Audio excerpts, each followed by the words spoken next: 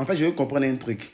C'est l'entraîneur qui dirige l'équipe ou bien c'est un joueur haut placé qui dirige l'équipe en fait. Je ne comprends plus. Regardons-nous bien la vidéo. Et puis on revient. Et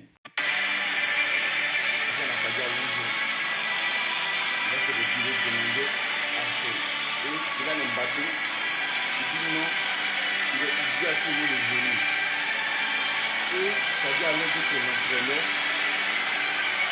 il revient et tous les joueurs se regroupent sur Mbappé. Comme si c'était lui l'entraîneur, comme si c'était lui qui dirigeait. C'est-à-dire qu'un joueur qui n'a pas la confiance du président, un joueur qui n'a pas les clés d'un club, ne peut pas se comporter comme ça. C'est en même temps honteux et vraiment déshonorant pour une institution.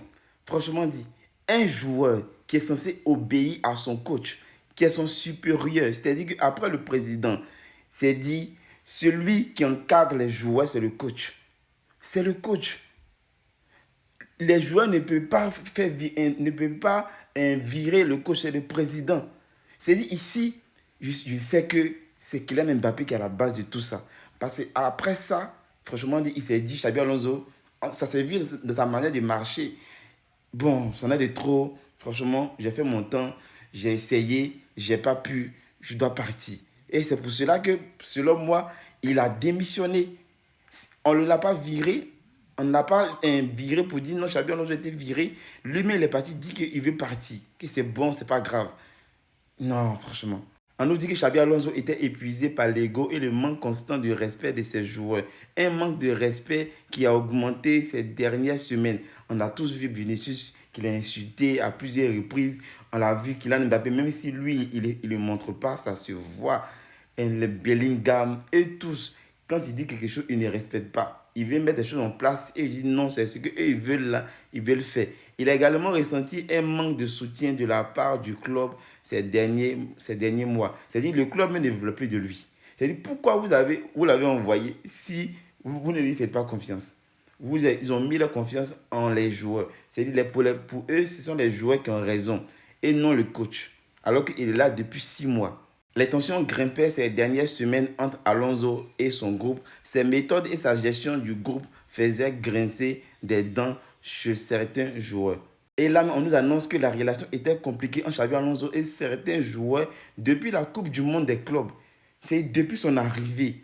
C'est-à-dire qu'ils étaient en désaccord même avec certaines de ses méthodes. Certains joueurs n'étaient pas d'accord avec les idées de Xabi Alonso. Xabi Alonso voulait apporter son propre modèle et ses propres idées, mais les joueurs étaient habitués à autre chose. C'est-à-dire la manière dont Ancelotti marchait avec eux, comme un papa, fait ce que vous voulez, c'est seulement que gagner, on s'en fout de la manière.